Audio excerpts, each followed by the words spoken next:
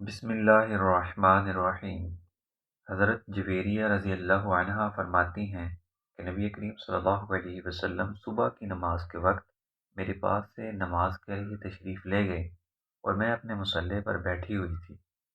حضور صلی اللہ علیہ وسلم چاشت کی نماز کے بعد تشریف لائے تو میں اسی حالت میں بیٹھی ہوئی تھی۔ حضور صلی اللہ علیہ وسلم نے پوچھا، تم اسی حالت پر بیٹھی ہوئی ہو جس پر میں نے تمہیں چھوڑا تھا؟ میں نے کہا جی ہاں۔ آپ صلی اللہ علیہ وسلم نے فرمایا، میں نے تم سے جدا ہونے کے بعد 4 کلمے 3 مرتبہ پڑھے، اگر ان سب کے مقابلے میں وہ لایا جائے جو تم نے صبح سے پڑھا ہے تو یہ کلمات ان پر غالب ہو جائیں گے۔ وہ کلمے یہ ہیں: سبحان اللہ وبحمدہ، عدد خلقہ ورضا نفسہ وزنۃ عرشہ ومداد کلماتہ۔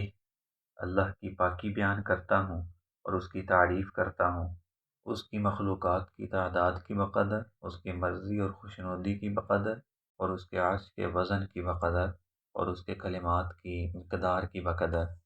حضرت ابو الدرداء رضی اللہ عنہ فرماتے ہیں، جو آدمی صبح و شام یہ کلمات 7 مرتبہ کہے گا تو اللہ تعالیٰ ہر فکر اور پریشانی اس سے دور کر دیں گے۔